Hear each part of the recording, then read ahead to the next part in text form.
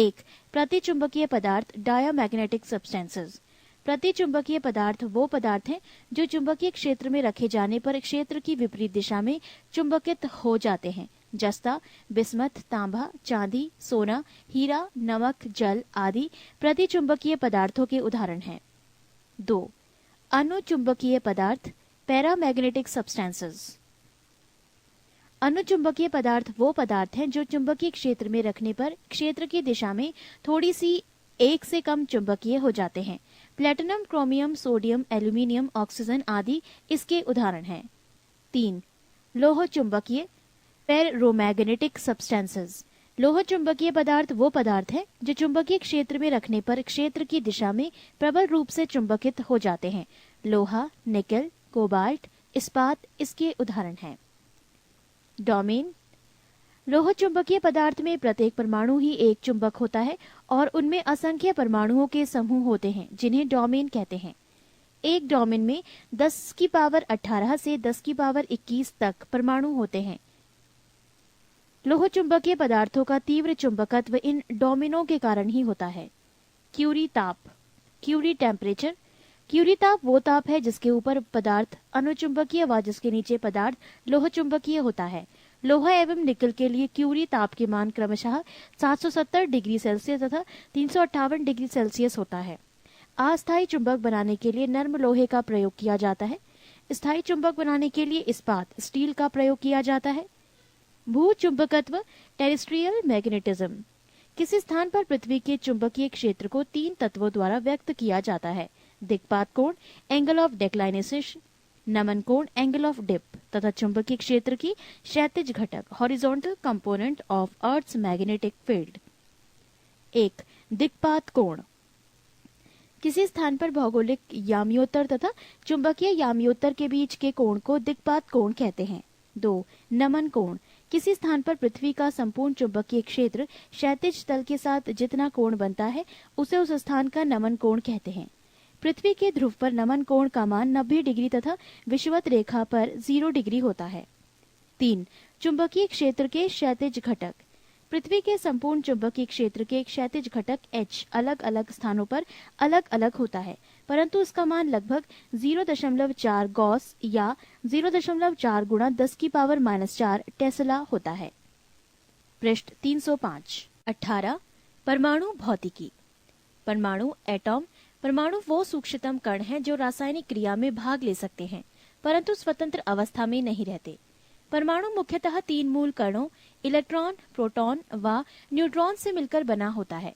परमाणु के केंद्र में एक नाभिक होता है जिसमें प्रोटॉन एवं न्यूट्रॉन रहते हैं। इलेक्ट्रॉन नाभिक के चारों ओर चक्कर लगाते हैं। परमाणु में प्रोटॉन एवं इलेक्ट्रॉन की संख्या समान एवं आवेश विपरीत होते हैं जिसके कारण ये उदासीन होता है। मूल कणों की विशेषताएं। कण प्रोटॉन द्रव्यमान किलोग्राम में 1.672 गुणा 10 की पावर -27 किलोग्राम। आवेश कूलाम प्लस 1.6 गुणा 10 की पावर -19। खोजकर्ता गोल्ड स्टीन। कण न्यूट्रॉन द्रव्यमान 1.675 गुणा 10 की पावर -27। आवेश कूलाम 0। खोजकर्ता चैडविक। कण इलेक्ट्रॉन द्रव्यमान 9.108 गुणा 10 की पावर -31। आवेश कूलाम -1.6 गुणा 10 की पावर -19। खोजकर्ता जे थॉमसन। आज मूल कणों की संख्या 30 से ऊपर पहुंच चुकी है। कुछ प्रमुख मूल कणों का विवरण निम्न है। पॉजिट्रॉन द्रव्यमान 9.108 गुणा 10 की पावर -31। आवेश प्लस 1.6 गुणा 10 की पावर -19। खोजकर्ता एंडरसन। विशेष इलेक्ट्रॉन का एंटी कण। पाई मैसॉन द्रव्यमान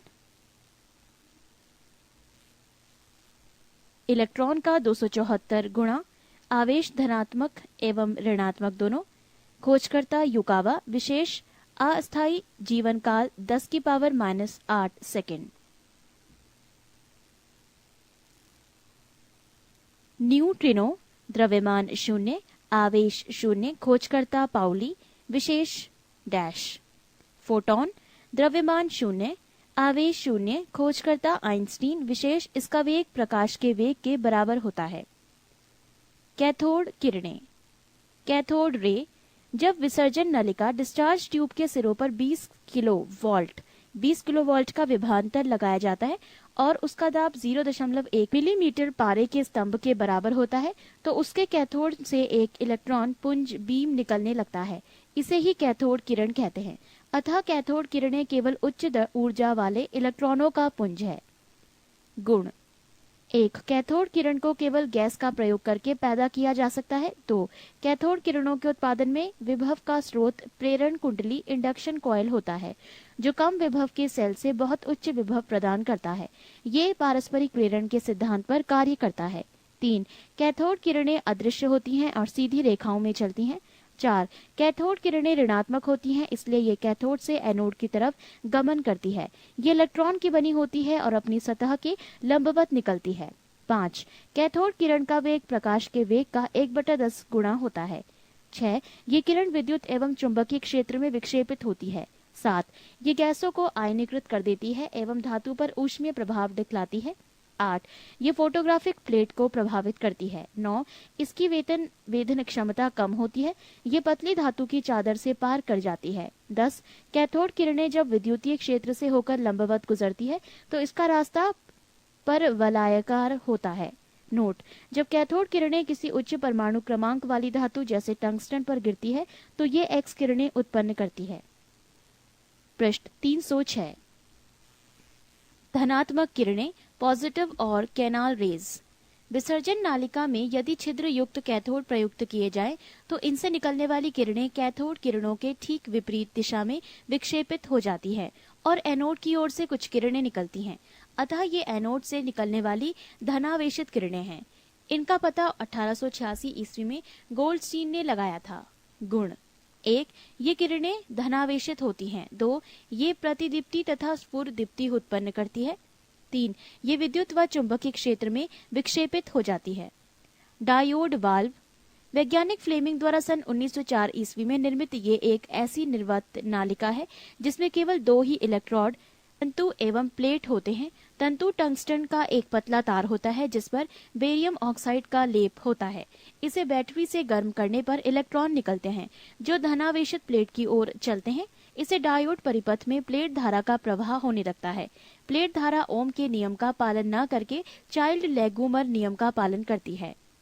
नोट: कैथोड के आसपास एकत्रित इलेक्ट्रॉन समूह को अंतराल आवेश कहा जाता है। उपयोग: डायोड वाल्व को रिज्जुकारी रेक्टिफायर के रूप में प्रयुक्त होता है, अर्थात इसके द्वारा प्रत्यावर्ती धारा एसी को दिष्ट धारा डीसी में बदलते हैं। ट्रायोड वाल्व ये 3 इलेक्ट्रोड, प्लेट, ग्रिड व तंतु वाली एक निर्वात नलिका है।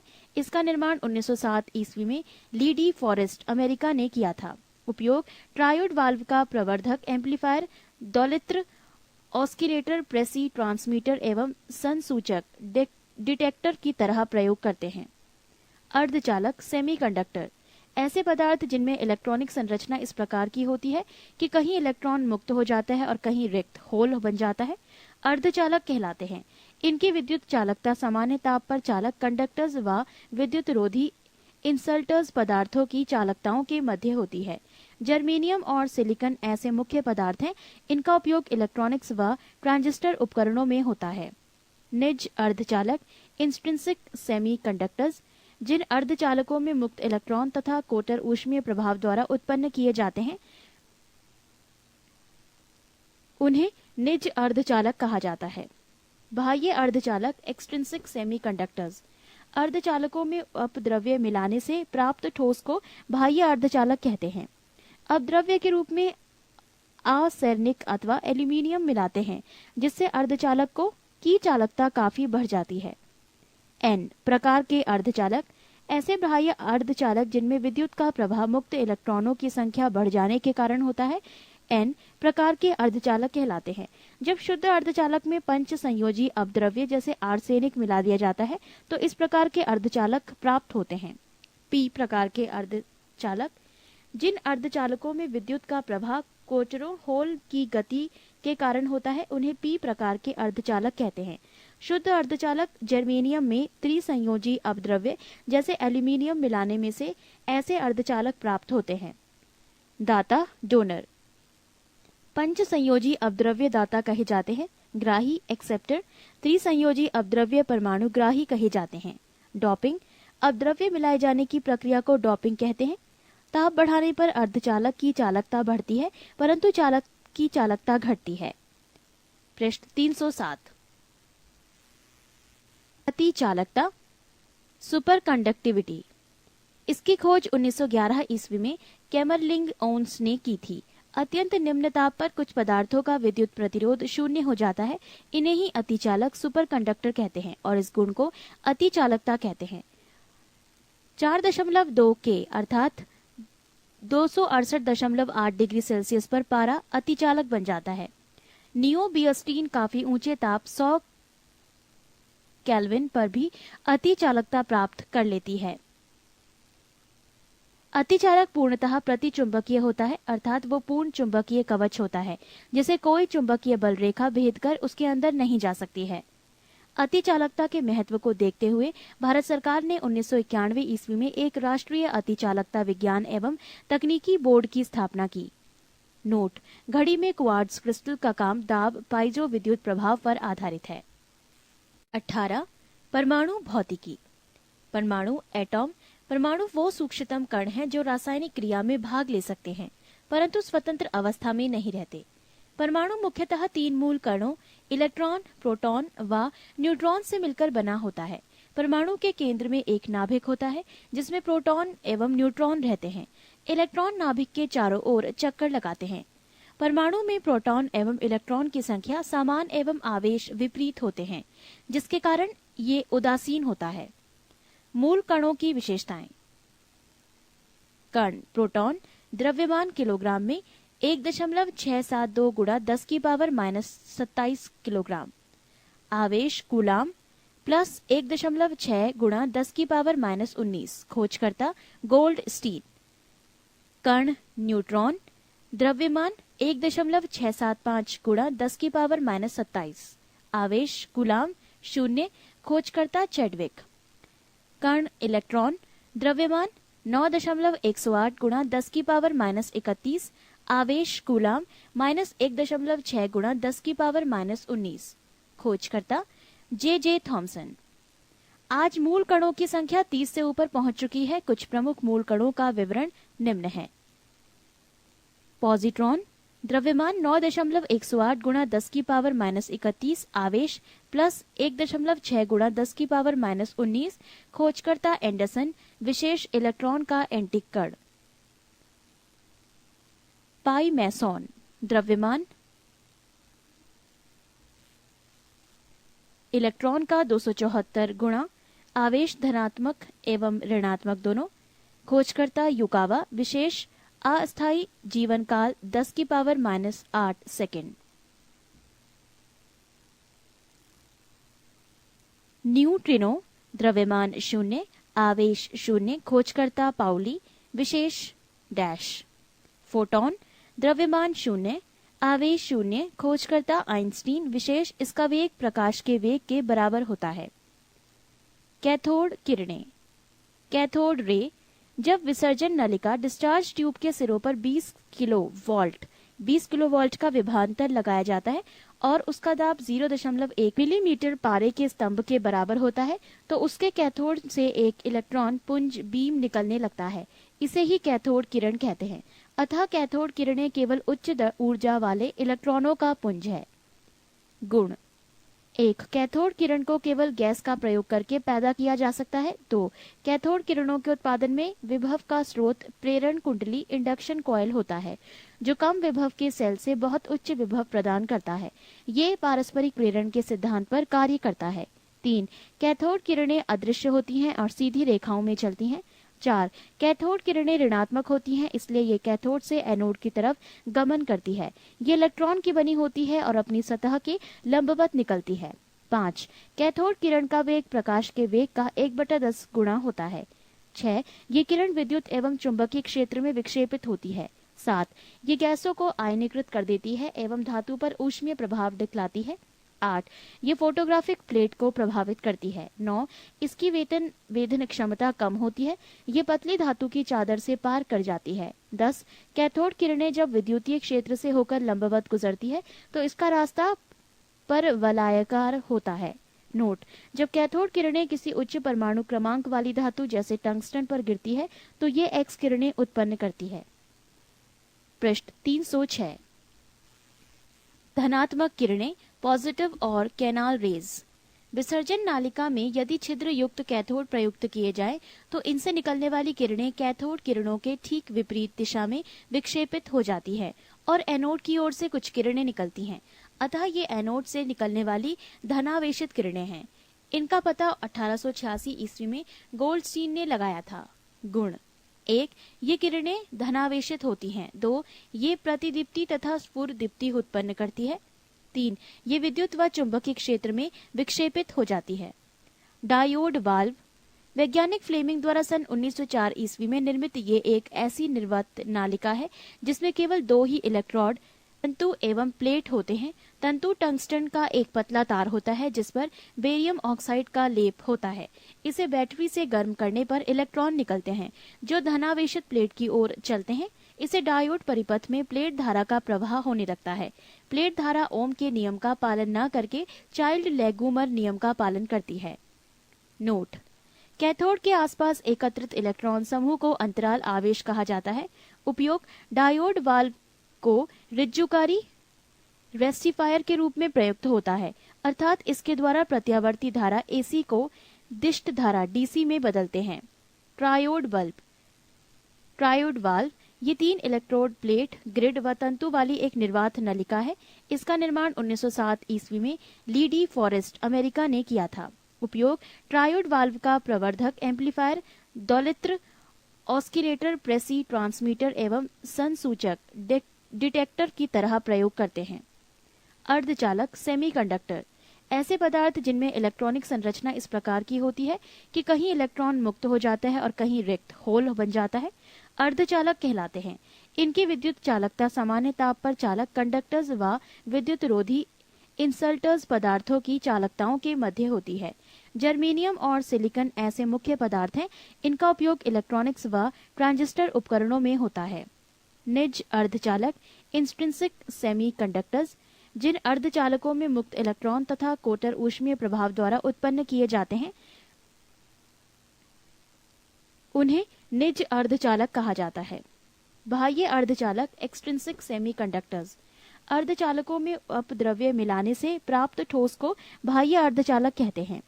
अपद्रव्य के रूप में आर्सेनिक अथवा एल्यूमिनियम मिलाते हैं, जिससे अर्धचालक की चालकता काफी बढ़ जाती है। एन प्रकार के अर्धचालक। ऐसे बाह्य अर्धचालक जिनमें विद्युत का प्रवाह मुक्त इलेक्ट्रॉनों की संख्या बढ़ जाने के कारण होता है, एन प्रकार के अर्धचालक कहलाते हैं। जब शुद्ध अर्धचालक में पंच संयोजी अपद्रव्य जैसे आर्सेनिक मिला दिया जाता है तो इस प्रकार के अर्धचालक प्राप्त होते हैं। पी प्रकार के अर्धचालक। जिन अर्धचालकों में विद्युत का प्रवाह कोटरों होल की गति के कारण होता है, उन्हें पी प्रकार के अर्धचालक कहते हैं। शुद्ध अर्धचालक जर्मेनियम में त्रिसंयोजी अपद्रव्य जैसे एल्यूमिनियम मिलाने में से ऐसे अर्धचालक प्राप्त होते हैं। दाता, डोनर। पंच संयोजी अपद्रव्य दाता कहे जाते हैं। ग्राही, एक्सेप्टर। त्रिसंयोजी अपद्रव्य परमाणु ग्राही कहे जाते हैं। डोपिंग। अपद्रव्य मिलाए जाने की प्रक्रिया को डोपिंग कहते हैं। ताप बढ़ाने पर अर्धचालक की चालकता बढ़ती है परंतु चालक की चालकता घटती है। पृष्ठ 307।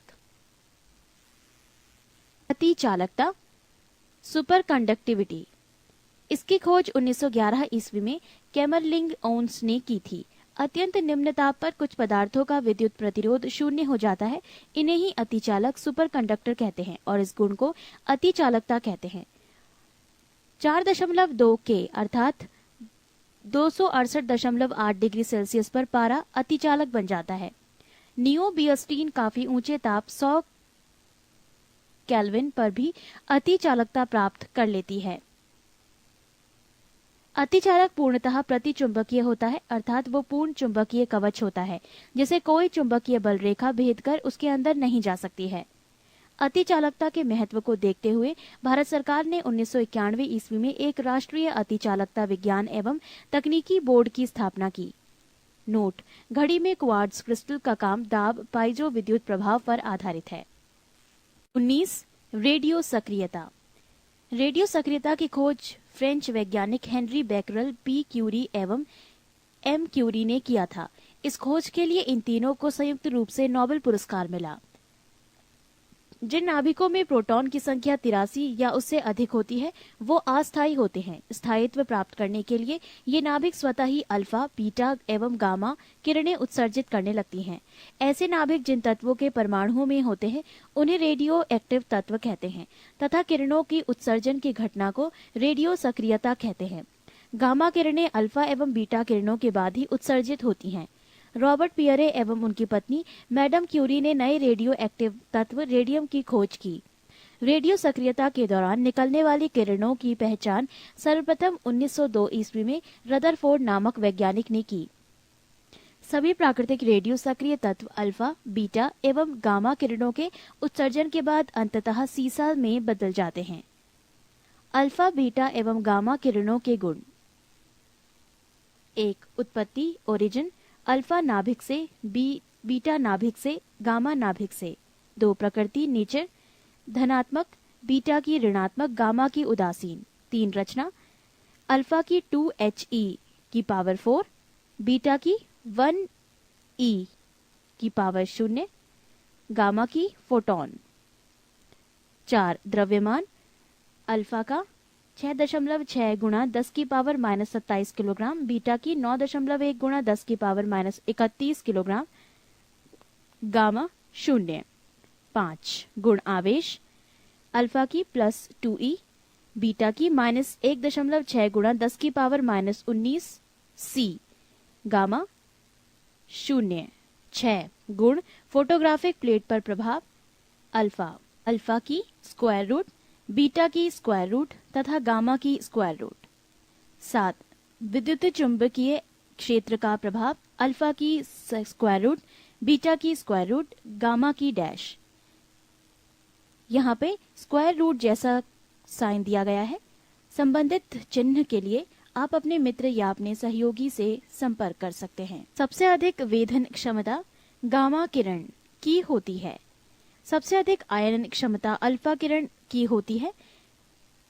एक अल्फा किरण के निकलने से परमाणु संख्या में 2 इकाई तथा द्रव्यमान संख्या में 4 इकाई की कमी होती है। स्थायी नाभिक एवं अस्थायी नाभिक में अंतर: स्थायी नाभिक 1 निम्न परमाणु संख्या, अस्थायी नाभिक 1 उच्च परमाणु संख्या। 2 स्थायी नाभिक निम्न द्रव्यमान संख्या, अस्थायी नाभिक 2 उच्च द्रव्यमान संख्या। 3 स्थायी नाभिक छोटे आकार का नाभिक, अस्थायी नाभिक 3 बड़े आकार का नाभिक। 4 न्यूट्रॉन N/प्रोटॉन P=1, अस्थायी नाभिक न्यूट्रॉन अपॉन प्रोटॉन >1। प्रश्न 307।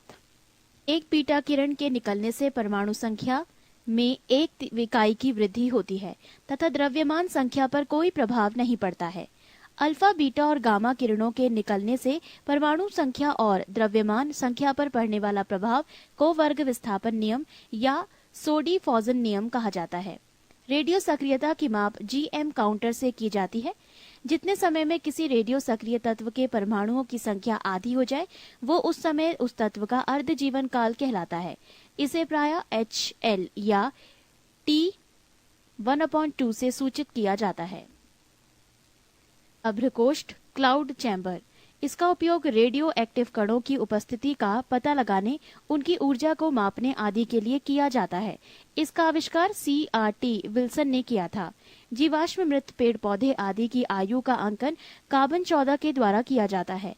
इस विधि में जीवाश्म या मृत पेड़ पौधों में प्राप्त कार्बन के 2 समस्थानिक 6C⁻12 व 6C⁻14 का अनुपात ज्ञात करके आयु का निर्धारण किया जाता है।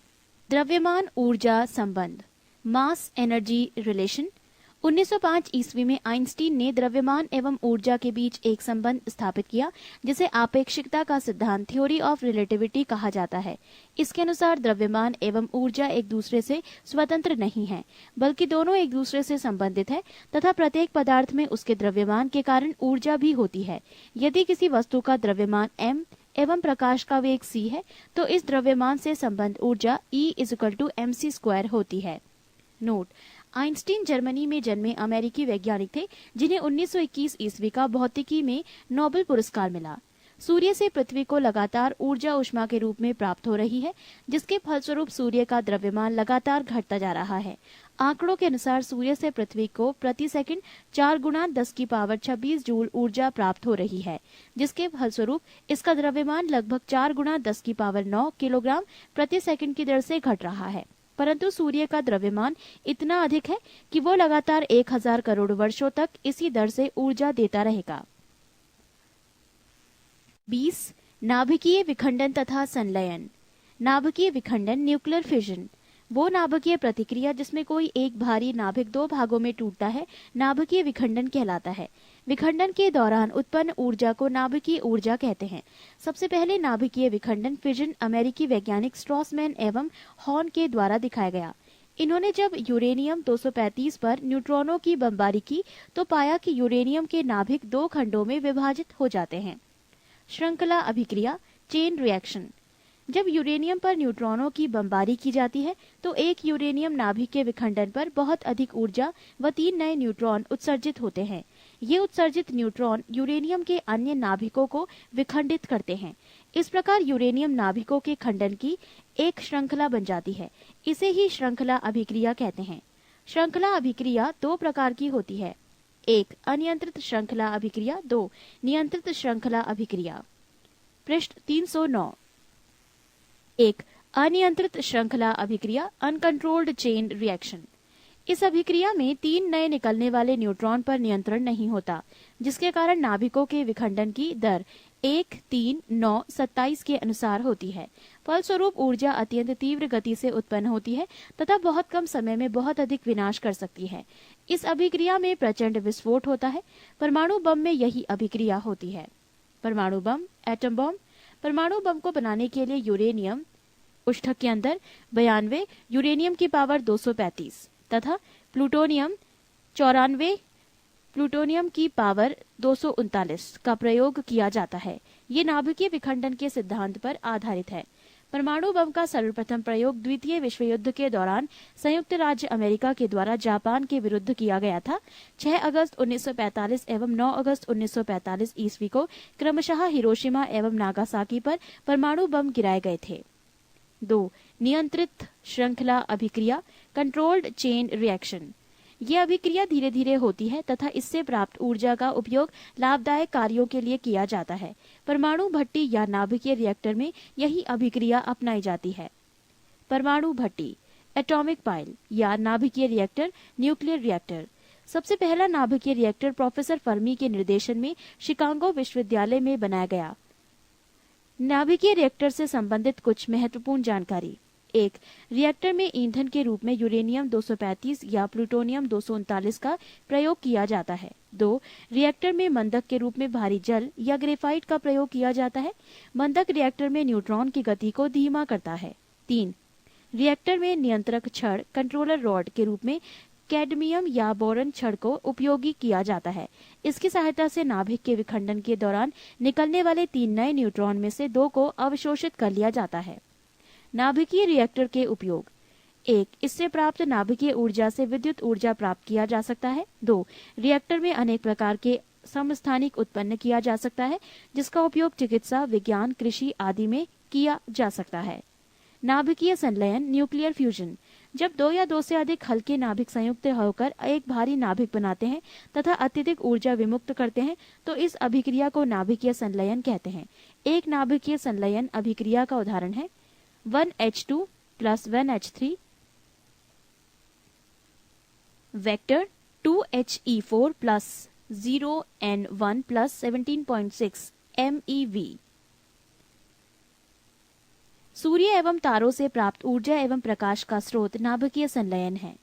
नाविकों को संलयित करने के लिए करीब 10 की पावर 8 केल्विन के उच्च ताप तथा अत्यंत उच्च दाब की आवश्यकता होती है। Hydrogen bomb.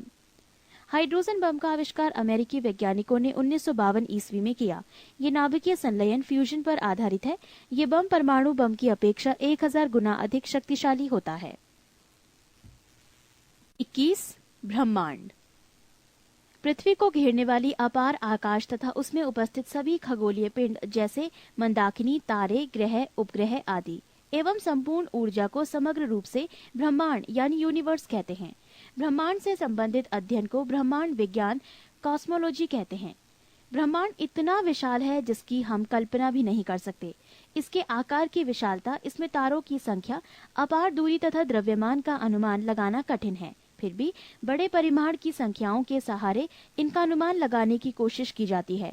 खगोल वैज्ञानिकों के अनुसार ब्रह्मांड में सैकड़ों अरब यानी 10 की पावर 11 मंदाकिनी है तथा प्रत्येक मंदाकिनी में लगभग 100 अरब यानी 10 की पावर 11 तारे हैं।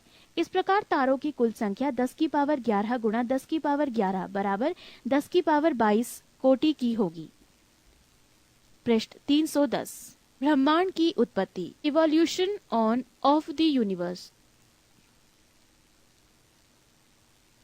ब्रह्मांड के प्रारंभ तथा इसके भविष्य के प्रश्न को लेकर अनेक सिद्धांत व्यक्त किए गए हैं। उन सभी सिद्धांतों में बिग बैंग सिद्धांत, बिग बैंग थ्योरी को सर्वाधिक मान्यता प्राप्त हुई है। ये सिद्धांत उस समय प्रतिपादित किया गया जब खगोल विज्ञानियों ने विकसित टेलीस्कोप तथा अन्य वैज्ञानिक साधनों द्वारा प्रेक्षणों के आधार पर यह बतलाया कि हमारा ब्रह्मांड लगातार फैलता जा रहा है। बिग बैंग सिद्धांत, बिग बैंग थ्योरी। इस सिद्धांत का स्पष्टीकरण बेल्जियम के खगोलज्ञ एवं पादरी जॉर्ज लेमेटर ने दिया। इस सिद्धांत के अनुसार अरबों साल पहले ये ब्रह्मांड घनीभूत अवस्था में था और एक बिंदु के रूप में था।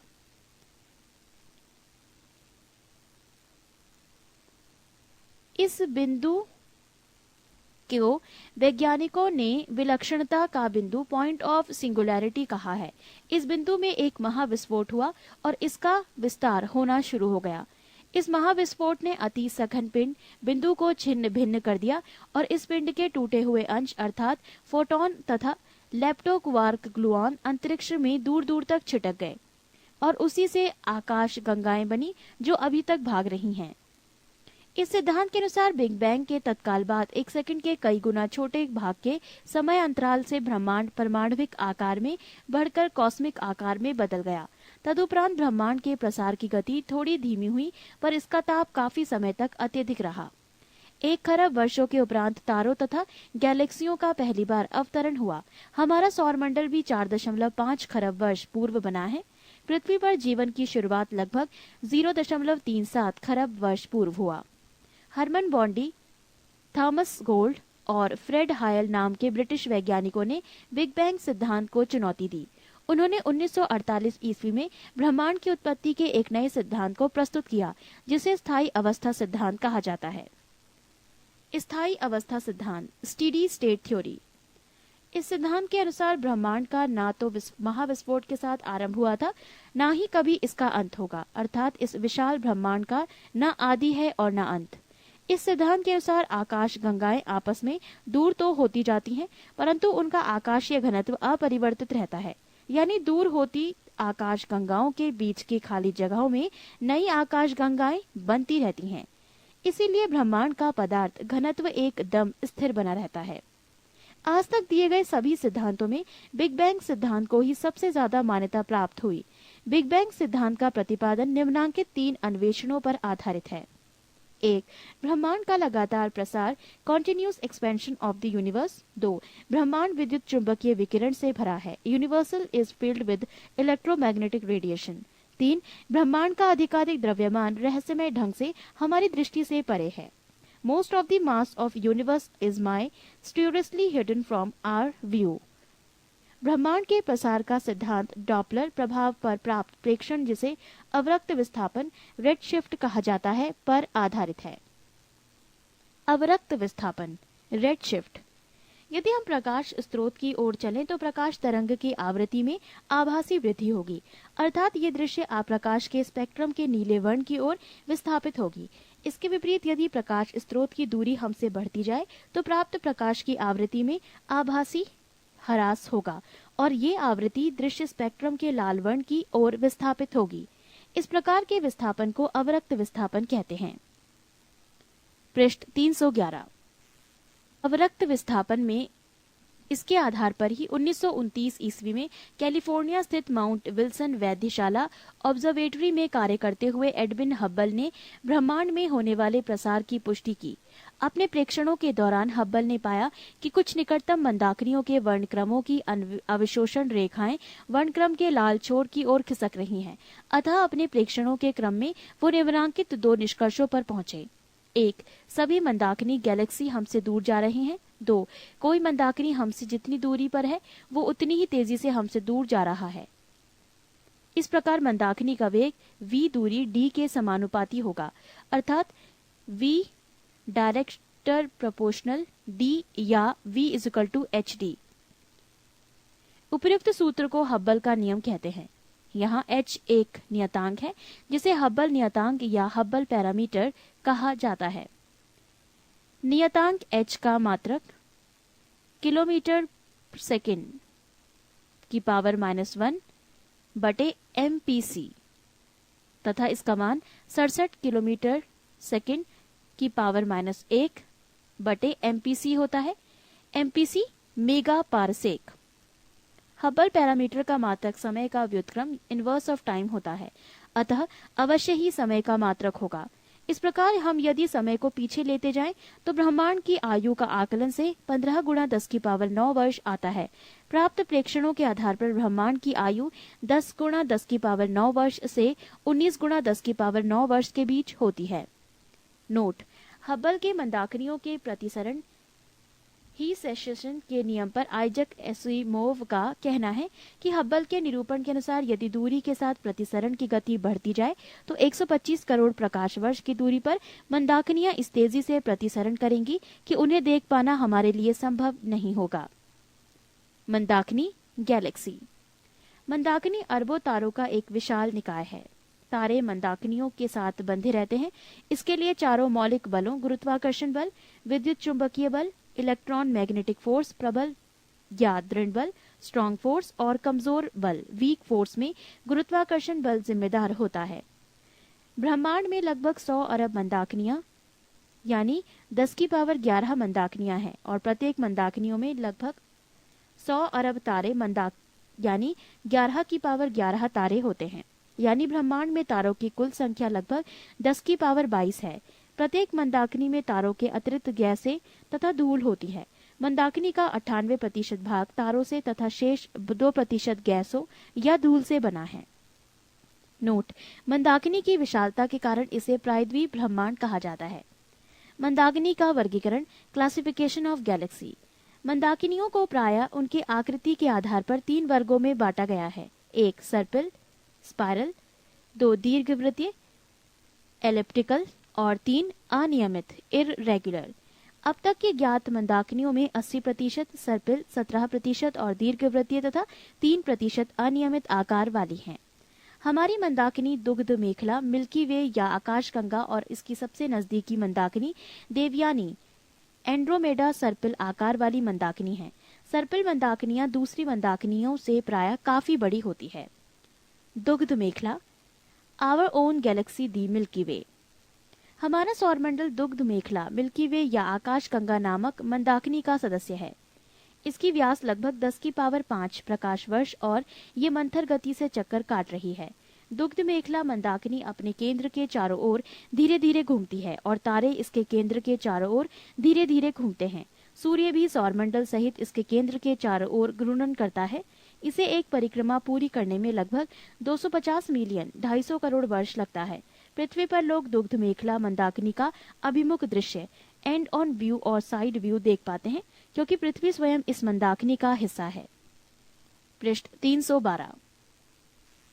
हमारी मंदाकिनी के में तारे चपटी चक्री का नुमा संरचना में अंतर्वृष्ट होते हैं जो अंतरिक्ष के अंदर 10 की पावर 5 प्रकाश वर्ष तक फैली होती है। तारों की चक्रिका केंद्र पर काफी मोटी होती है, जो मंदाकिनी के केंद्र पर तारों के अपेक्षाकृत उच्च सांद्रण को दर्शाता है। हमारा सूर्य और उसके ग्रह मंदाकिनी के केंद्रीय भाग से लगभग 3 गुणा 10⁴ प्रकाश वर्ष की दूरी पर इस चक्रीय नुमा संरचना के एक पार्श्व पर स्थित है। अतः सूर्य दुग्ध मेखला मंदाकिनी के केंद्र से काफी दूर है। यदि आकाश स्वच्छ है तो दुग्ध मेखला मंदाकिनी अंधेरी रात में उत्तर से दक्षिण आकाश में हल्के सफेद तारों की चौड़ी पट्टी के रूप में प्रतीत होती है, जो करोड़ों टिमटिमाते तारों से मिलकर बनी है। अंधेरी रात में पृथ्वी से देखने पर ये प्रकाश की बहती हुई नदी की तरह प्रतीत होती है। ये आकाश गंगा कहलाती है। तारामंडल। तारामंडल पृथ्वी से देखने पर तारों का कोई समूह किसी विशेष आकृति के रूप में प्रतीत होता है। हमारे पूर्वजों ने ऐसे कई तारा समूह में कुछ आकृतियों की कल्पना की और उनको विशिष्ट नाम दिए। तारों के किसी ऐसे समूह को तारामंडल कहते हैं। इन तारामंडलों का नामकरण उनकी आकृति के आधार पर की गई है। प्रमुख तारामंडल है वृहत सप्तऋषि मंडल, अर्सा मेजर, लघु सप्तऋषि अर्सा माइनर, मृग, ओरियन, सिग्नस, हाइड्रा आदि। आकाश में कुल 89 तारामंडल हैं। इनमें से सबसे बड़ा तारामंडल सेंटोरस है, जिसमें 94 तारे हैं। हाइड्रा में कम से कम 68 तारे हैं। वृहत सप्तऋषि नामक तारामंडल में बहुत से तारे हैं, जिसमें 7 सर्वाधिक चमकदार तारे हैं जो आसानी से दिखाई देते हैं। इन तारों से बना तारामंडल सामान्यतया वृहत सप्तऋषि या बिग डिपर कहलाता है। लघु सप्तऋषि में भी अधिक चमक वाले 7 प्रमुख तारे हैं। उत्तरी गोलार्ध में वृहत सप्तऋषि एवं लघु सप्तऋषि तारामंडलों को प्रायः बसंत ऋतु में देखा जा सकता है। मृग, ओरियन तारामंडल को शीत ऋतु में देखा जा सकता है। मृग सर्वाधिक भव्य तारामंडलों में से एक है। इसमें 7 चमकीले तारे हैं, जिनमें से 4 किसी चतुर्भुज की आकृति बनाने प्रतीत होते हैं। इस चतुर्भुज के एक कोने पर सबसे विशाल तारों में एक बीटल गीज नाम का तारा स्थित है, जबकि दूसरे विपरीत कोने पर रिगेल नामक अन्य चमकदार तारा स्थित है। मृग के अन्य 3 प्रमुख तारे तारामंडल के मध्य में एक सरल रेखा में अवस्थित है। तारे। तारे यानी स्टार्स ऐसे खगोलीय पिंड हैं जो लगातार प्रकाश एवं ऊष्मा उत्सर्जित करते रहते हैं। अतः सूर्य भी एक तारा है। भार के अनुपात में तारों में 70% हाइड्रोजन, 28% हीलियम, 1.5% कार्बन, नाइट्रोजन एवं नियॉन तथा 0.5% में लोह एवं अन्य भारी तत्व होते हैं। तारों को उनके भौतिक अभिलक्षणों जैसे आकार, रंग, चमक, दीप्ति और ताप के अनुसार वर्गीकृत किया जाता है। तारे 3 रंग के होते हैं, 1 लाल, 2 सफेद और 3 नीले। तारे का रंग पृष्ठ ताप द्वारा निर्धारित होता है। तारे जिनका पृष्ठ ताप अपेक्षाकृत निम्न होता है लाल रंग के होते हैं। उच्च पृष्ठ ताप वाले तारे सफेद होते हैं, जबकि वो तारे जिनका पृष्ठ ताप अत्यधिक उच्च होता है रंग में नीले होते हैं। प्राक्सिमा सेंटोरी। ये सूर्य के बाद पृथ्वी के सबसे निकट का तारा है। पृथ्वी से इसकी दूरी 4.22 प्रकाश वर्ष है। एल्फा सेंटोरी पृथ्वी से 4.3 प्रकाश वर्ष की दूरी पर है। सभी तारे ध्रुव तारा को छोड़कर रात्रि आकाश में पूर्व से पश्चिम की ओर चलते प्रतीत होते हैं, क्योंकि पृथ्वी स्वयं अपनी धुरी पर पश्चिम से पूर्व की ओर घूर्णन करती है। तारे विपरीत दिशा में पूर्व से पश्चिम की ओर चलते हुए प्रतीत होते हैं। अतः आकाश में तारों की आभासी गति पृथ्वी की अपनी धुरी पर घूर्णन के कारण होती है। पृष्ठ 313। ध्रुव तारा उत्तरी ध्रुव के ठीक ऊपर स्थिर प्रतीत होता है और उस समय उसके साथ अपनी स्थिति में नहीं बदलता है, क्योंकि ये पृथ्वी के घूर्णन की धुरी अक्ष पर स्थित होता है। ध्रुव तारा अर्सा माइनर या लिटिल बियर तारा समूह का सदस्य है। तारों का जन्म एवं विकास। Birth and evolution of a star. तारे के निर्माण का कच्चा माल मुख्यतः हाइड्रोजन एवं हीलियम गैस है। तारे का जीवन चक्र मंदाकिनियों में उपस्थित हाइड्रोजन और हीलियम गैसों के घने बादलों के रूप में एकत्रित होने के साथ आरंभ होता है। आदि तारा का निर्माण। Formation of A protostar. तारे का जीवन चक्र आकाश गंगा में हाइड्रोजन तथा हीलियम गैस के संघनन से प्रारंभ होता है, जो अंततः घने बादलों का रूप धारण कर लेते हैं। इन बादलों को ऊर्ट बादल, ऊर्ट क्लाउड्स कहा जाता है। इन बादलों का ताप 173 डिग्री सेल्सियस होता है। जैसे जैसे इन बादलों का आकार बढ़ता जाता है, गैसों के अणुओं के बीच गुरुत्वाकर्षण बल बढ़ता जाता है। जब बादलों का आकार काफी बड़ा हो जाता है तब ये सूर्य के स्वयं के गुरुत्वाकर्षण बल के कारण सिकुड़ता चला जाता है। ये सिकुड़ता हुआ घना गैस पिंड आदि तारा प्रोटोस्टार कहलाता है। आदि तारा प्रकाश उत्सर्जित नहीं करता है। आदि तारे से तारे का निर्माण, formation of star from protostar. आदि तारा अत्यधिक संघन गैसीय द्रव्यमान है जो विशाल गुरुत्वाकर्षण बल के कारण आगे भी संकुचित होता रहता है। जो ही आदि तारा आगे संकुचित होना आरंभ करता है, गैस के बादल में उपस्थित हाइड्रोजन परमाणु अधिक जल्दी परस्पर टकराते हैं। हाइड्रोजन परमाणु की ये टक्कर आदि तारे के ताप को अधिकाधिक बढ़ा देते हैं। आदि तारे के संकुचन की प्रक्रिया लाखों वर्षों तक चलती रहती है, जिसके दौरान आदि तारा में आंतरिक ताप आरंभ में मात्र -173 डिग्री सेल्सियस से लगभग 10⁻7 डिग्री सेल्सियस तक बढ़ता है। इस अत्यधिक उच्च ताप पर हाइड्रोजन की नाभिकीय संलयन अभिक्रियाएं होने लगती हैं।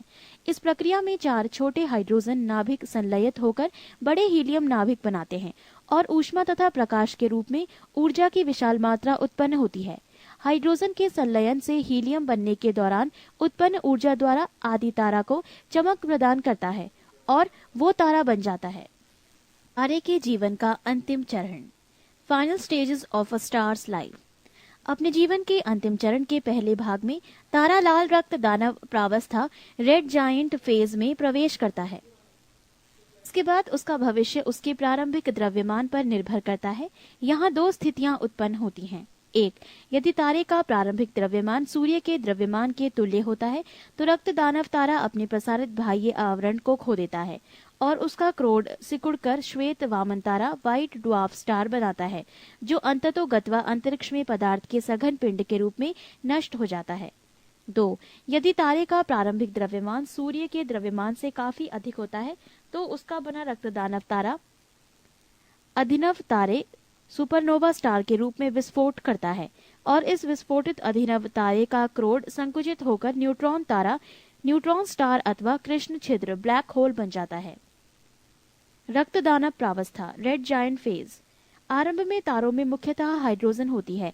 समय बीतने के साथ हाइड्रोजन केंद्र से बाहर की ओर हीलियम में परिवर्तित हो जाती है। अब जब तारे के क्रोड में उपस्थित संपूर्ण हाइड्रोजन हीलियम में परिवर्तित हो जाएगी तो क्रोड में संलयन अभिक्रिया बंद हो जाएगी। पृष्ठ 314। संलयन अभिक्रियाओं के बंद हो जाने के कारण तारे के क्रोड के भीतर दाब कम हो जाएगा और क्रोड अपने निजी गुरुत्व के तहत संकुचित होने लगेगा। लेकिन तारे के बाहरी आवरण में कुछ हाइड्रोजन बची रहती है जो संलयन अभिक्रिया कर ऊर्जा विमुक्त करती रहेगी, परंतु तीव्रता बहुत ही कम होगी। इन सभी परिवर्तनों के कारण तारे में समग्र संतुलन गड़बड़ हो जाता है और उसे पुनः व्यवस्थित करने के उद्देश्य से तारे को उसके बाहरी क्षेत्र में प्रसार करना पड़ता है, जबकि गुरुत्वाकर्षण बलों के प्रभाव के कारण उसके क्रोड में संकुचन होता है। अतः सामान्य तारे से रक्त दानव तारे में परिवर्तन में तारे का क्रोड सिकुड़ता है, जबकि बाहरी आवरण में अत्यधिक प्रसार होता है। ये रक्त दानव तारा कहलाता है क्योंकि ये रंग में लाल और आकार में दानवाकार होता है। हमारा अपना तारा सूर्य अरब से अब से लगभग 5000 मिलियन वर्षों के बाद रक्त दानव तारे में बदल जाएगा। सूर्य का प्रसारित बाहरी आवरण तब इतना बड़ा हो जाएगा कि ये आंतर ग्रहों जैसे बुध, शुक्र एवं पृथ्वी को भी निकल जाएगा। तारा रक्त दानव प्रावस्था में अपेक्षाकृत थोड़े समय ही रहता है क्योंकि इस अवस्था में ये नितांत अस्थायी रहता है। श्वेत वामन तारे का निर्माण, formation of white dwarf star. जैसा कि ऊपर बताया गया है कि तारा जब रक्त दानव प्रावस्था में पहुंचता है तो उसका भविष्य उसके द्रव्यमान पर निर्भर करता है। जब रक्त दानव तारा का द्रव्यमान सूर्य के द्रव्यमान के तुल्य होगा तो वो अपना प्रसारित बाह्य आवरण खो देगा, केवल उसका क्रोड बचा रहेगा। ये हीलियम क्रोड गुरुत्वाकर्षण के कारण धीरे धीरे द्रव्य के अत्यधिक संघन पिंड में संकुचित होगा। हीलियम क्रोड के इस अत्यधिक संकुचन के कारण क्रोड का ताप अत्यधिक बढ़ जाएगा और नाभिकीय संलयन अभिक्रियाओं का एक अन्य सेट प्रारंभ हो जाएगा, जिसमें हीलियम भारी तत्वों जैसे कार्बन में परिवर्तित होगा और ऊर्जा की अत्यधिक विशाल मात्रा निर्मुक्त होगी। इस प्रकार के क्रोड के संपूर्ण हीलियम थोड़े ही समय में कार्बन में परिवर्तित हो जाएगी और तब पुनः संलयन अभिक्रियाएं पूर्णतः रुक जाएंगी। अब ज्यों ही तारे के भीतर उत्पन्न हो रही ऊर्जा बंद हो जाएगी, तारे का क्रोड उसके अपने भार के कारण सिकुड़ने लगेगा और वो श्वेत वामन तारा, व्हाइट ड्वार्फ स्टार बन जाएगा। श्वेत वामन एक मृत तारा है क्योंकि ये संलयन प्रक्रिया द्वारा कोई नवीन ऊर्जा नहीं उत्पन्न करता है। श्वेत वामन तारा जब अपनी संचित संपूर्ण ऊर्जा खो देता है तो वो चमकना बंद कर देगा। इसके बाद श्वेत वामन तारा कृष्ण वामन, ब्लैक ड्वार्फ हो जाएगा और अंतरिक्ष में पदार्थ के सघन पिंड के रूप में विलीन हो जाएगा। श्वेत वामन तारे का घनत्व लगभग 10,000 किलोग्राम प्रति मीटर की क्यूब होता है। एक धुंधले श्वेत वामन तारे सीरियस नामक चमकीले तारे के निकट देखा गया है। महान भारतीय वैज्ञानिक चंद्रशेखर ने उन तारों का विस्तृत अध्ययन किया जो श्वेत वामन तारों में परिवर्तित होकर अपना जीवन समाप्त करते हैं। चंद्रशेखर ने निष्कर्ष निकाला कि सूर्य के द्रव्यमान के 1.44 गुना से कम द्रव्यमान वाले तारे श्वेत वामन तारे के रूप में समाप्त होते हैं और सूर्य के द्रव्यमान के 1.44 गुना से अधिक द्रव्यमान के तारे अभिनव तारे के रूप में विस्फोट करते हैं, जो न्यूट्रॉन तारों या कृष्ण छिद्र में परिवर्तित होकर अपना जीवन समाप्त करते हैं। सौर द्रव्यमान या सूर्य के द्रव्यमान के 1.44 गुना की अधिकतम सीमा तारे के लिए श्वेत वामन के रूप में अपना जीवन समाप्त करने के लिए को चंद्रशेखर सीमा के नाम से जाना जाता है, अर्थात M स्टार ग्रेटर के नीचे डैश का साइन है। संबंधित चिन्ह के लिए आप अपने मित्र से संपर्क कर सकते हैं। M star greater than equal to 1.44 M sun को चंद्रशेखर सीमा कहते हैं। इसी सिद्धांत के लिए डॉक्टर सुब्रमण्यम चंद्रशेखर को 1983 ईस्वी में नोबेल पुरस्कार से सम्मानित किया गया था। पृष्ठ 315। अभिनव तारे तथा न्यूट्रॉन तारे का निर्माण, formation of supernova star and neutron star. यदि किसी तारे का द्रव्यमान सूर्य के द्रव्यमान से बहुत अधिक हो तो रक्त दानव प्रावस्था के क्रम में इसके हीलियम क्रोड के संकुचन से विमुक्त नाभिकीय ऊर्जा बाहरी आवरण में तेज दमक के साथ विस्फोट उत्पन्न कर देती है। ये विस्फोट आकाश को कई दिनों तक प्रकाशित करता है। ऐसा विस्फोटक तारा अभिनव सुपरनोवा तारा कहलाता है। सुपरनोवा विस्फोट के बाद भी इसके क्रोड को संकुचन होते रहता है और वो न्यूट्रॉन तारा बन जाता है। हमारी मंदाकिनी दुग्ध मेखला में न्यूट्रॉन तारों की संख्या का अनुमान लगभग 10 की पावर 8 लगाया गया है, जिनमें से लगभग 1000 ऐसे तारों को देखा गया है। न्यूट्रॉन तारे का घनत्व नाभिकीय घनत्व की कोटि का 10 की पावर 17 किलोग्राम प्रति मीटर क्यूब होता है। न्यूट्रॉन तारों का द्रव्यमान सूर्य के द्रव्यमान का लगभग 2 गुना तथा त्रिज्या लगभग 10 किलोमीटर होती है। ये अदीप्त होता है तथा सीधे तौर पर नहीं देखा जा सकता है। कृष्ण छिद्र, ब्लैक होल। न्यूट्रॉन तारे का भविष्य भी उसके द्रव्यमान पर निर्भर करता है। अनुमान के अनुसार भारी न्यूट्रॉन तारों का संकुचन अनिश्चित काल तक हो सकता है। इसी क्रम में जब m द्रव्यमान का एक न्यूट्रॉन तारा संकुचित होकर त्रिज्या r बराबर 2gm प्रति c स्क्वायर, जहां c प्रकाश की चाल तथा g गुरुत्वाकर्षण नियतांक है, प्राप्त कर ले तब वो कृष्ण छिद्र, ब्लैक होल बन जाता है। सर्वप्रथम मिचेल ने कृष्ण छिद्र के अस्तित्व की कल्पना की थी। कृष्ण छिद्र अपने पृष्ठ से किसी चीज का, यहाँ तक कि प्रकाश का भी पलायन नहीं होने देते हैं। कारण यह है कि कृष्ण छिद्रों में अत्यधिक आकर्षण बल होता है। कृष्ण छिद्रों से प्रकाश भी पलायन नहीं कर सकता है, इसीलिए कृष्ण छिद्र अदृश्य होते हैं, वो देखे नहीं जा सकते हैं। इसकी उपस्थिति को आकाश में उसके पड़ोसी पिंडों पर उसके गुरुत्वाकर्षण क्षेत्र के प्रभाव द्वारा केवल महसूस किया जा सकता है। विविध 22 वैज्ञानिक उपकरण। 1. अक्यूम्युलेटर। इस उपकरण के द्वारा विद्युत ऊर्जा का संग्रह किया जाता है। इस विद्युत को आवश्यकता पड़ने पर काम में लिया जा सकता है। 2. एरोमीटर। इस उपकरण का प्रयोग वायु एवं गैस का भार तथा घनत्व ज्ञात करने में होता है। 3. अल्टीमीटर। इसका उपयोग उड़ते हुए विमान की ऊंचाई नापने के लिए किया जाता है। 4. अमीटर। इसका उपयोग विद्युत धारा को मापने के लिए किया जाता है। 5. अनीमोमीटर। ये उपकरण हवा की शक्ति तथा गति को मापता है। 6. ऑडियोमीटर। ये उपकरण ध्वनि की तीव्रता मापने के काम में आता है। 7. ऑडियोफोन। इसका उपयोग लोग सुनने में सहायता के लिए कान में लगाने के लिए करते हैं। 8. Ballistic galvanometer. इसका उपयोग लघु धारा माइक्रो एम्पियर को नापने में करते हैं। 9. बैरोग्राफ। इसके द्वारा वायुमंडल के दाब में होने वाले परिवर्तन को मापा जाता है। 10. बैरोमीटर, ये उपकरण वायु दाब मापने के काम में आता है। 11. बाइनोक्यूलर, ये उपकरण दूर की वस्तुएं देखने के काम में आता है। 12. कैलिपर्स, इसके द्वारा बेलनाकार वस्तुओं के अंदर तथा बाहर के व्यास मापे जाते हैं तथा इससे वस्तु की मोटाई भी मापी जाती है। 13. कैलोरीमीटर, ये उपकरण तांबे का बना होता है और ऊष्मा की मात्रा ज्ञात करने के काम में आता है। पृष्ठ 316। 14. कार्बोरेटर, इस उपकरण का उपयोग अंतः दहन पेट्रोल इंजनों में होता है। इस यंत्र से पेट्रोल तथा हवा का मिश्रण बनाया जाता है। 15. कार्डियोग्राम, इसके द्वारा हृदय गति की जांच की जाती है। इसको इलेक्ट्रोकार्डियोग्राम भी कहते हैं। 16. क्रोनोमीटर, ये उपकरण जलयानों पर लगा होता है। इससे सही समय का पता लगता है। 17. सिनेमेटोग्राफी, इस उपकरण की छोटी छोटी फिल्म को बड़ा करके पर्दे पर लगातार क्रम में प्रक्षेपण प्रोजेक्शन के लिए प्रयोग किया जाता है। 18. कंपास बॉक्स, इस उपकरण के द्वारा किसी स्थान पर उत्तर दक्षिण दिशा का ज्ञान होता है। 19. कंप्यूटर, ये एक प्रकार की गणितीय यांत्रिक व्यवस्था है। इसका उपयोग गणितीय समस्याओं एवं गणनाओं को हल करने में होता है। 20. साइक्लोट्रॉन, इस उपकरण की सहायता से आवेशित कणों जैसे नाभिक कण, प्रोटॉन, इलेक्ट्रॉन आदि को त्वरित किया जाता है। 21.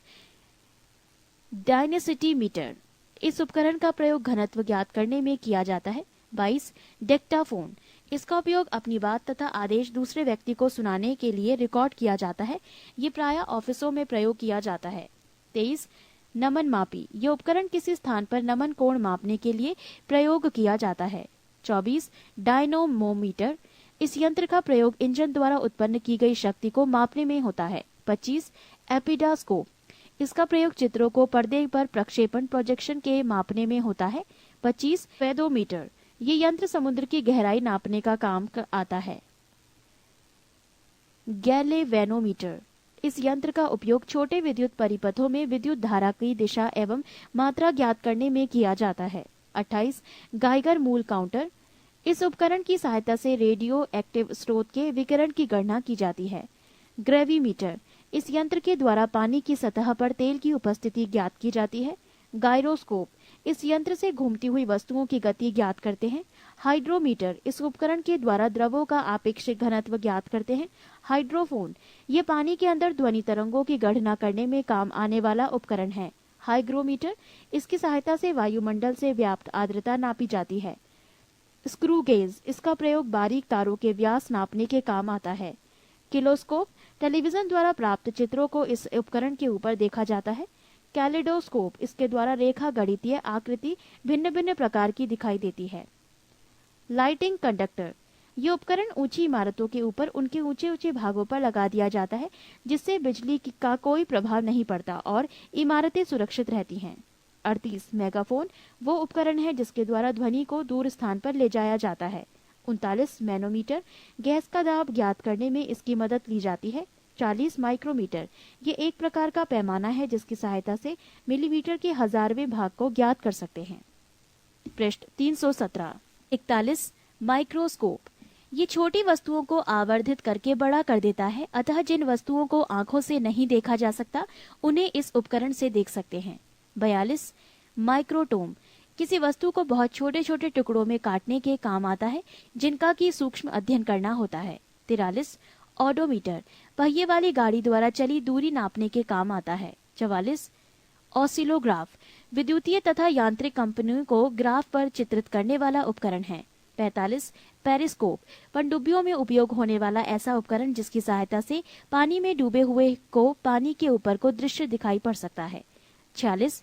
पोटेंशियोमीटर, ये विद्युत वाहक बलों की तुलना करने में, लघु प्रतिरोधों के मापन में तथा वोल्टमीटर व अमीटर के कैलिब्रेशन में काम आता है। 47.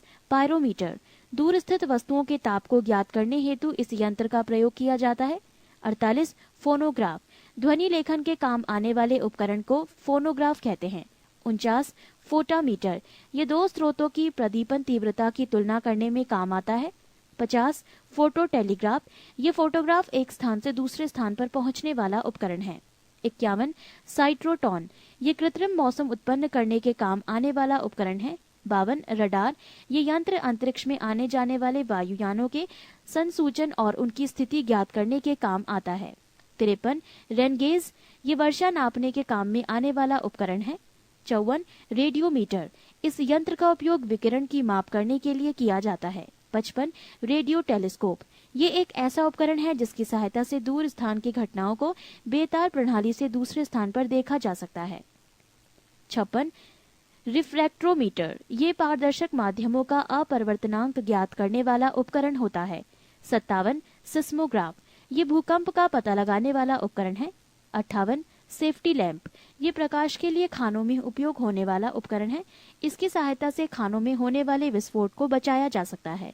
59 सेक्सटेंट, ये किसी ऊंचाई, मीनार आदि को नापने में काम आने वाला उपकरण है। 60 स्ट्रोबोस्कोप, आवर्तित गति से घूमने वाली वस्तुओं की चाल को इस उपकरण की सहायता से ज्ञात करते हैं। 61 स्पीडोमीटर, ये गति को प्रदर्शित करने वाला उपकरण है जो कि कार, ट्रक आदि वाहनों में लगा रहता है। 62 सबमरीन, ये पानी के अंदर चलने वाला छोटा जलयान है जिसकी सहायता से समुद्र की सतह पर होने वाली हलचल का भी ज्ञान होता रहता है। 63 स्पेरोमीटर, ये गोलीय तल की वक्रता की त्रिज्या ज्ञात करने के काम आता है। 64 बिस्कोमीटर, ये द्रवों की श्यानता ज्ञात करने के काम आने वाला उपकरण है। 65 टेलीफोटोग्राफी, इस उपकरण की सहायता से गतिशील वस्तु का चित्र दूसरे स्थान पर प्रदर्शित किया जा सकता है। 66 टेलीप्रिंटर, ये समाचार प्राप्त करने का उपकरण है। इसकी सहायता से स्वतः ही समाचार टाइप होते रहते हैं। 67 टेलेक्स, इसके अंतर्गत दो स्थानों के मध्य समाचारों का सीधा आदान प्रदान होता है। 68 टेलीस्कोप, इस उपकरण की सहायता से दूर की वस्तुओं को स्पष्ट देखा जा सकता है। 69 टेल स्टार, ये अंतरिक्ष में स्थित ऐसा उपकरण है जिसकी सहायता से महाद्वीपों के आर पार टेलीविजन तथा बेतार प्रसारण भेजे जाते हैं। इस उपकरण को अमेरिका ने अंतरिक्ष में स्थापित किया है। पृष्ठ 318। 70 थर्मोस्टेट, इसके प्रयोग से किसी वस्तु का ताप एक निश्चित बिंदु तक बनाए रखा जाता है। 71 थियोडोलाइट, ये अनुप्रस्थ तथा लंबवत कोणों की माप ज्ञात करने के काम आने वाला उपकरण है। 72 एक्टिओमीटर, सूर्य किरणों की तीव्रता का निर्धारण करने वाला उपकरण है। 73 होवरक्राफ्ट, एक वाहन जो वायु की मोटी गद्दी कुशन पर चलता है। ये साधारण भूमि, दलदली, बर्फीले मैदानों, रेगिस्तानों पर तीव्र गति से भाग सकता है। इस वाहन का भूमि से संपर्क नहीं रहता। 74 टैकोमीटर, ये वायुयानों तथा मोटर नाव की गति को नापने वाला उपकरण है। 23 विभिन्न यंत्रों एवं उपकरणों के आविष्कारक। बैरोमीटर, आविष्कारक ई टॉरसेली, देश इटली, वर्ष 1644। विद्युत बैटरी, आविष्कारक अलेसांद्रो वोल्टा, देश इटली, वर्ष 1800। बाइसिकल, आविष्कारक के मैकमिलन, देश स्कॉटलैंड, वर्ष 1839। बाइसिकल टायर, आविष्कारक जॉन डनलप, देश ब्रिटेन, वर्ष 1888। बाइफोकल लेंस, आविष्कारक बेंजामिन फ्रैंकलिन, देश यूएसए, वर्ष 1780। बुनसन बर्नर, आविष्कारक रॉबर्ट बुनसन, देश जर्मनी, वर्ष 1855। कंप्यूटर, आविष्कारक चार्ल्स बेवेज, देश ब्रिटेन, वर्ष 1834। कैरेस्कोग्राफ, आविष्कारक जेसी बोस, देश भारत, वर्ष 1928। कॉस्मिक किरणें, आविष्कारक विक्टर हेस, देश ऑस्ट्रिया, वर्ष 1912। कार्बन पेपर, आविष्कारक रॉल्फ वेजवुड, देश इंग्लैंड, वर्ष 1806। कार वाष्प, आविष्कारक निकोलस कुगनाट, देश फ्रांस, वर्ष 1769। कार आंतरिक दहन, आविष्कारक सैमुअल ब्राउन, देश ब्रिटेन, वर्ष 1826। कार पेट्रोल, आविष्कारक कार्ल ब्रेंज, देश जर्मनी, वर्ष 1885। कार्ब्यूरेटर, आविष्कारक जी डेमलर, देश जर्मनी, 1876। कताई मशीन, आविष्कारक सैमुअल क्रॉम्पटन, देश ब्रिटेन, वर्ष 1779। कारपेट स्वीपर, आविष्कारक मेलविल बिसेल, देश यूएसए, वर्ष 1876। क्रोनोमीटर, आविष्कारक जॉन हैरिसन, देश जर्मनी, वर्ष 1735। घड़ी यांत्रिक, आविष्कारक आई सिंग व लियांग सैन, देश चीन, वर्ष 1725। घड़ी पेंडुलम, आविष्कारक क्रिश्चियन ह्यूगेस, देश नीदरलैंड, वर्ष 1656। डीजल इंजन, आविष्कारक रुडोल्फ डीजल, देश जर्मनी, वर्ष 1895। डायनेमो, आविष्कारक माइकल फेराडे, देश इंग्लैंड, वर्ष 1831। डेंटल प्लेट, आविष्कारक एंथोनी प्लेटसन, देश यूएसए, वर्ष 1817। डिस्क ब्रेक, आविष्कारक एफ लेचेस्टर, देश ब्रिटेन, वर्ष 1902। डीसी मोटर, आविष्कारक जेनोबे ग्रामे, देश बेल्जियम, वर्ष 1873। एसी मोटर, आविष्कारक निकोला टेस्ला, देश यूएसए, वर्ष 1888। इलेक्ट्रोमैग्नेट, आविष्कारक विलियम स्टार्जन, देश ब्रिटेन, वर्ष 1824। फिल्म मूये चलचित्र, आविष्कारक लुई ली प्रिंस, देश यूएसए, वर्ष 1855। फिल्म वाक चलचित्र, आविष्कारक जे मुसोली व हेंस बागट, देश जर्मनी, वर्ष 1922। फिल्म संगीत युक्त, आविष्कारक लीडी फॉरेस्ट, देश यूएसए, वर्ष 1923। फाउंटेन पेन, आविष्कारक लेविस वाटरमैन, देश यूएसए, वर्ष 1884। गैल्वेनोमीटर, आविष्कारक एंड्रे मैरी एम्पियर, देश फ्रांस, वर्ष 1834। गैस लाइटिंग, आविष्कारक विलियम मर्डॉक, देश ब्रिटेन, वर्ष 1792। ग्लाइडर, आविष्कारक जॉर्ज केले, देश ब्रिटेन, वर्ष 1853। पृष्ठ 319। ग्रामोफोन, आविष्कारक थॉमस अल्वा एडिसन, देश यूएसए, वर्ष 1878। गायरो कंपास, आविष्कारक सर अल्पर स्पेरी, देश यूएसए, वर्ष 1911। गीगर काउंटर, आविष्कारक हेंस गीगर, देश जर्मनी, वर्ष 1913। गैस फायर, आविष्कारक फिलिप लेबन, देश फ्रांस, वर्ष 1799। लाउडस्पीकर, आविष्कारक हॉरिस शॉर्ट, देश ब्रिटेन, वर्ष 1900। लोगारिथम, आविष्कारक जॉन नेपियर, देश स्कॉटलैंड, वर्ष 1614। नियॉन लैंप, आविष्कारक जॉर्ज क्लाड, देश फ्रांस, वर्ष 1910। नायलॉन, आविष्कारक डॉक्टर वॉलेस कैरायर्स, देश अमेरिका, वर्ष 1937। सेफ्टी पिन, आविष्कारक वॉल्टर हंट, देश यूएसए, वर्ष 1849। स्कॉच टेप, आविष्कारक रिचर्ड ड्रे, देश यूएसए, वर्ष 1930। स्वतः चालक, आविष्कारक चार्ल्स कैटरिंग, देश यूएसए, वर्ष 1911। स्लाइड पैमान, आविष्कारक विलियम ऑफ ट्रेड, देश ब्रिटेन, वर्ष 1621। स्काई स्क्रैपर, आविष्कारक विलियम जेनी, देश यूएसए, वर्ष 1882। स्टील, आविष्कारक हेनरी बेसेमर, देश ब्रिटेन, वर्ष 1855। सुपर कंडक्टिविटी, आविष्कारक एच.के. ओनेस, देश नीदरलैंड, वर्ष 1911। स्टीम इंजन कंडेंसर, आविष्कारक जेम्स वॉट, देश स्कॉटलैंड, वर्ष 1769। स्टीम इंजन पिस्टन, आविष्कारक धाम न्यूकोमेन, देश ब्रिटेन, वर्ष 1712। सेलुलाइड, आविष्कारक अलेक्जेंडर पार्क, देश ब्रिटेन, वर्ष 1861। सेफ्टी मैच, आविष्कारक जॉन वाकर, देश ब्रिटेन, वर्ष 1826। सेफ्टी लैंप, आविष्कारक हम्फ्रे डेवी, देश ब्रिटेन, वर्ष 1816।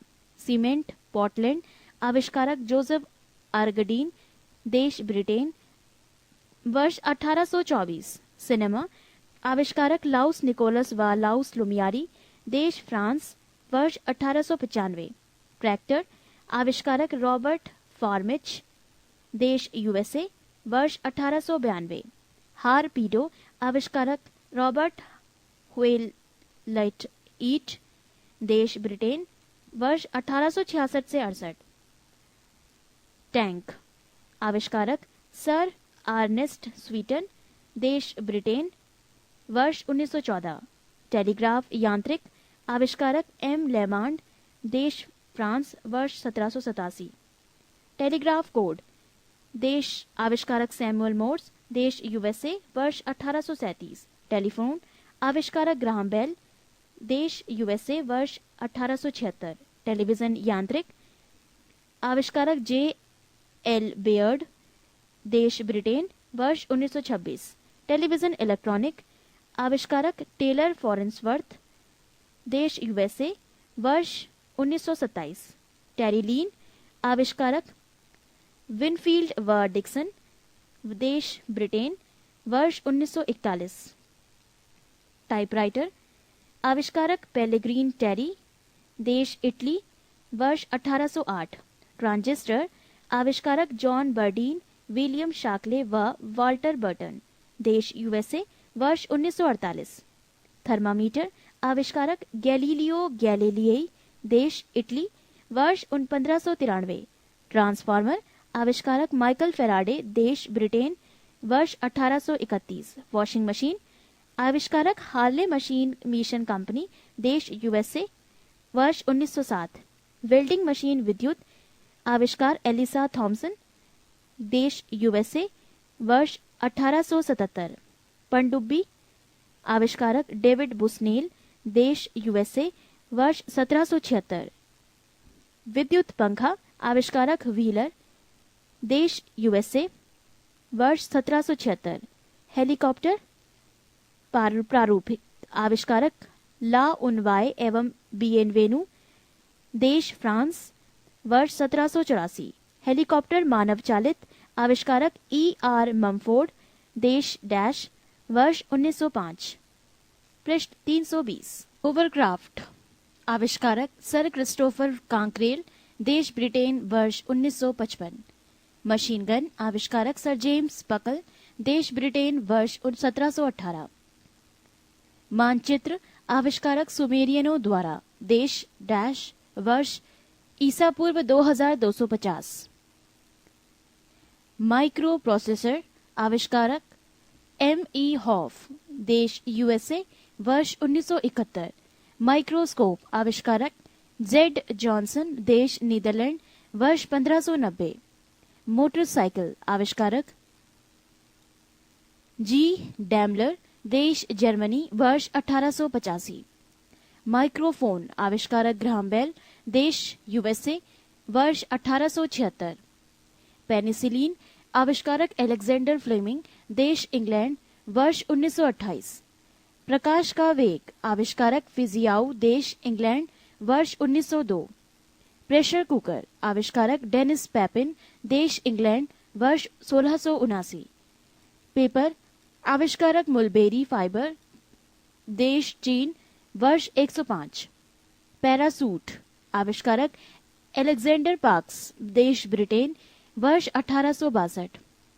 पॉपुलर जलयान, आविष्कारक फ्रांसिस स्मिथ, देश ब्रिटेन, वर्ष 1837। प्रिंटिंग प्रेस, आविष्कारक जॉन गुटेनबर्ग, देश जर्मनी, वर्ष 1455। पाकिक मीटर, आविष्कारक कार्लटन मैगी, देश यूएसए, वर्ष 1935। पाश्चुरीकरण, आविष्कारक लुई पाश्चर, देश फ्रांस, वर्ष 1867। रडार, आविष्कारक रॉबर्ट वॉटसन वॉट, देश स्कॉटलैंड, वर्ष 1930। रेडियो टेलीग्राफी, आविष्कारक डेविड एडवर्ड ह्यूज, देश ब्रिटेन, वर्ष 1879। रेडियो टेलीग्राफी, आविष्कारक जी मार्कोनी, देश इटली, वर्ष 1901। रेजर विद्युत, आविष्कारक जैकेब शिक, देश यूएसए, वर्ष 1931। रेजर सेफ्टी, आविष्कारक किंग जिलेट, देश यूएसए, वर्ष 1895। रेफ्रिजरेटर आविष्कारक हैरिसन व टिनिंग, देश यूएसए, वर्ष 1850। रबर पौधों का दूध फॉर्म, आविष्कारक डनलप रबर कंपनी, देश ब्रिटेन, वर्ष 1928। रबर टायर आविष्कारक थॉमस हॉनकॉक, देश ब्रिटेन, वर्ष 1846। रबर जलरोधी आविष्कारक चार्ल्स मैकिन्टोश, देश ब्रिटेन, वर्ष 1823। रबर वल्कनीकृत आविष्कारक चार्ल्स गुडियर, देश यूएसए, वर्ष 1841। रिवॉल्वर आविष्कारक सैमुअल कोल्ट, देश यूएसए, वर्ष 1935। रिकार्ड लॉन्ग प्लेइंग आविष्कारक डॉक्टर पीटर गोल्डमार्क, देश यूएसए, वर्ष 1948। लैंड्रिट आविष्कारक जॉर्ज कैंट्रेल, देश यूएसए, वर्ष 1934। लेजर आविष्कारक थियोडर मैमेन, देश यूएसए, वर्ष 1960। लिफ्ट यांत्रिक आविष्कारक इलिसा ओटिस, देश यूएसए, वर्ष 1852। लाइटिंग कंडक्टर आविष्कारक बेंजामिन फ्रैंकलिन, देश यूएसए, वर्ष 1737। लिनोलियम आविष्कारक फ्रेडरिक बाल्टन, देश ब्रिटेन, वर्ष 1860। लोकोमोटिव रेल आविष्कारक रिचर्ड ट्रैकेथिक, देश ब्रिटेन, वर्ष 1804। थर्मस फ्लास्क आविष्कारक डेवार, देश यूएसए, वर्ष 1714। माइक्रोमीटर आविष्कारक विलियम कॉजीन, देश ब्रिटेन, वर्ष 1636। साइक्लोट्रॉन आविष्कारक लॉरेंस, देश यूएसए, वर्ष 1931। जेट इंजन आविष्कारक फ्रैंक व्हीटल, देश ब्रिटेन, वर्ष 1937। सौर मंडल आविष्कारक कॉपरनिकस, देश पोलैंड, वर्ष 1540। ग्रहों की खोज आविष्कारक केपलर, देश जर्मनी, वर्ष 1601। स्कूटर आविष्कारक जी ब्राडशा, देश ब्रिटेन, वर्ष 1919। नोट 1907 ईस्वी में लुइस बर्गुएट फ्रांस ने पहली बार हेलीकॉप्टर में उड़ान भरी। पृष्ठ 321। 24 भौतिकी संबंधी महत्वपूर्ण खोज परमाणु वैज्ञानिक जॉन डाल्टन, वर्ष 1808। परमाणु संरचना वैज्ञानिक नील बोहर व रदरफोर्ड, वर्ष 1913। गति विषयक नियम वैज्ञानिक न्यूटन, वर्ष 1687। रेडियो एक्टिविटी वैज्ञानिक हेनरी बैकरेल, वर्ष 1896। रेडियम वैज्ञानिक मैडम क्यूरी, वर्ष 1898। सापेक्षता का सिद्धांत वैज्ञानिक अल्बर्ट आइंस्टीन, वर्ष 1905। विद्युत चुंबकीय प्रेरण वैज्ञानिक माइकल फेराडे, वर्ष 1831। रमन प्रभाव वैज्ञानिक सीवी रमन, वर्ष 1928। एक्सरे किरणें वैज्ञानिक विल्हेम रॉन्टन, वर्ष 1895।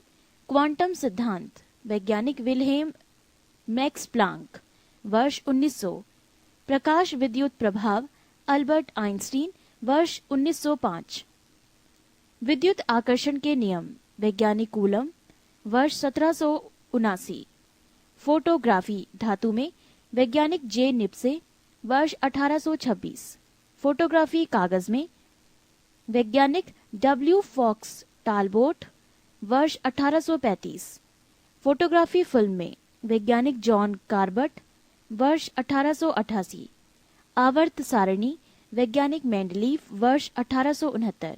विद्युत प्रतिरोध के नियम वैज्ञानिक जी.एस. ओम, वर्ष 1827।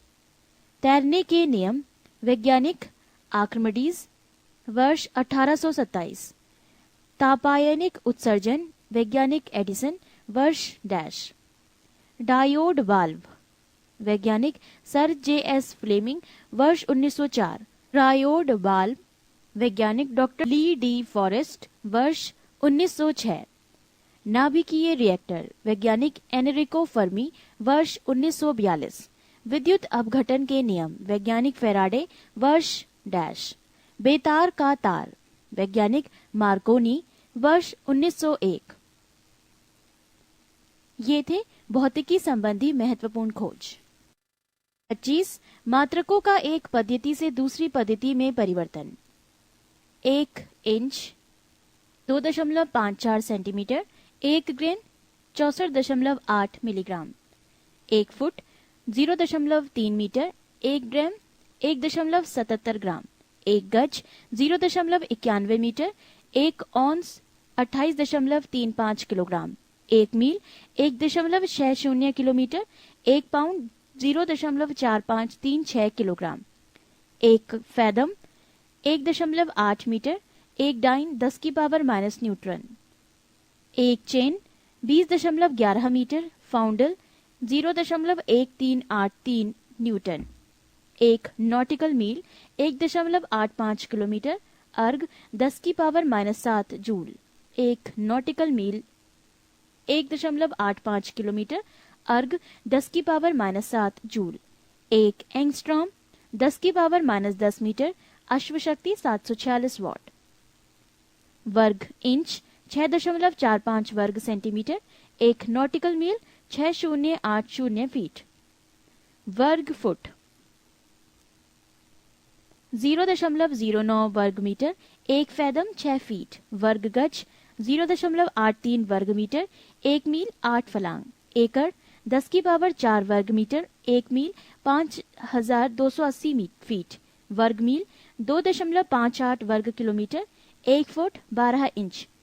घन इंच 16.38 घन सेंटीमीटर, 1 गज 3 फीट। घन फुट 0.028 घन metre, 37 degree centigrade, 98.6 degree Fahrenheit. घन यार्ड 0.76 घन metre, 50 degree centigrade, 122 degree Fahrenheit. 1 litre 1000 घन सेंटीमीटर।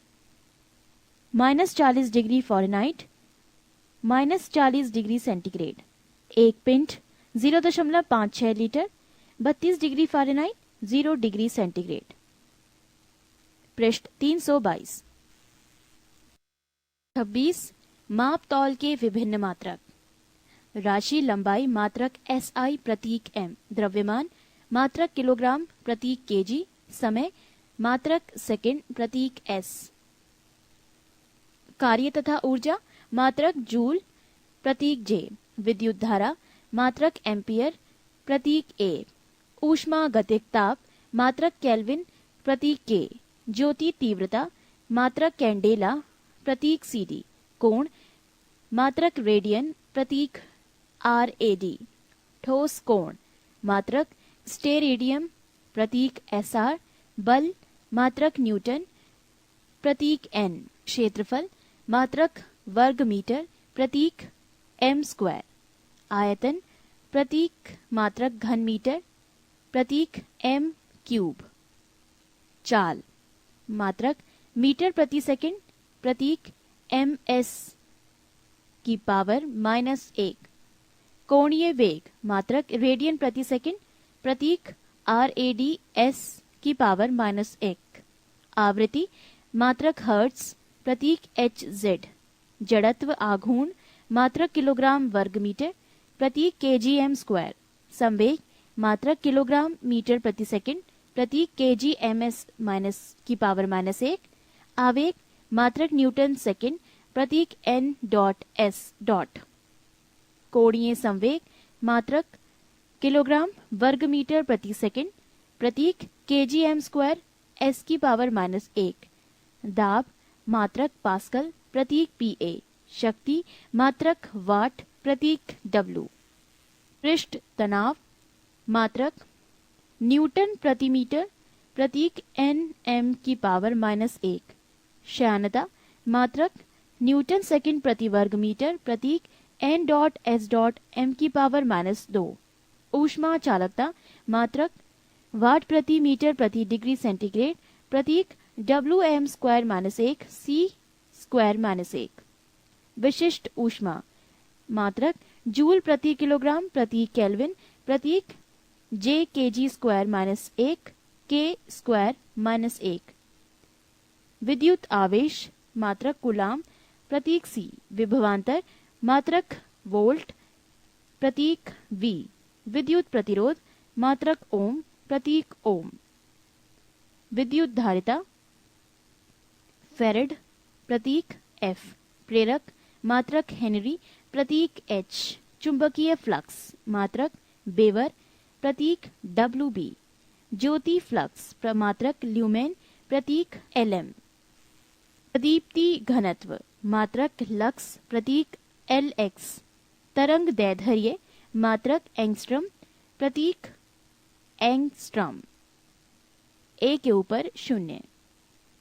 इसी के साथ भौतिक विज्ञान से संबंधित ये जानकारी समाप्त होती है। पृष्ठ 323।